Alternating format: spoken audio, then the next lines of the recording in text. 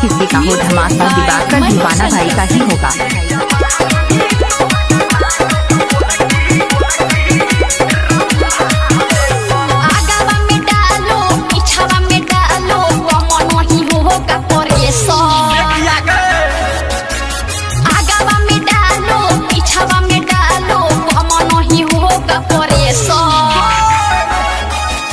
जवानी तो लाग गोरखी रंभा थले सर ई जवानी तो लाग गोरखी रंभा थले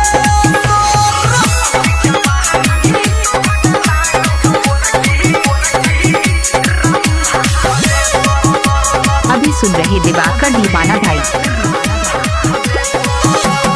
बनल छोको हटी खेलबो कबड्डी बुझिहाने हमरा तू बहु काके उठतौ जे तोहरत भेटतौ ने महरत मारबौ एहन चौका के बनल छोको हटी खेलबौ कबड्डी बुझिहाने हमरा तू बहु काके उठतौ जे तोहरत भेटतौ ने महरत मारबौ एहन चौका के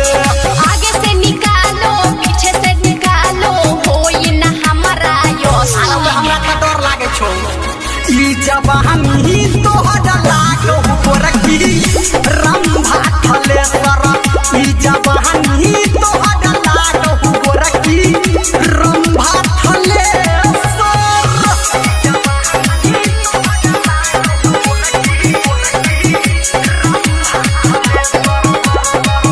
इलाका किसी का हो धमाका दिवाकर दीवाना भाई का ही होगा।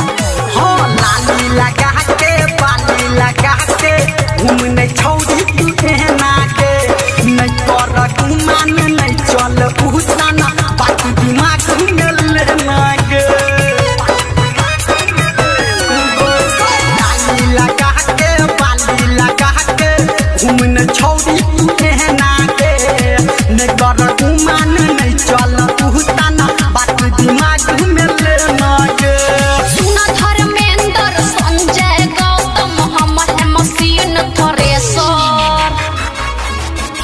जवानी तो लाग गोरखी रंभा थले सर ई जवानी तो लाग गोरखी रंभा थले।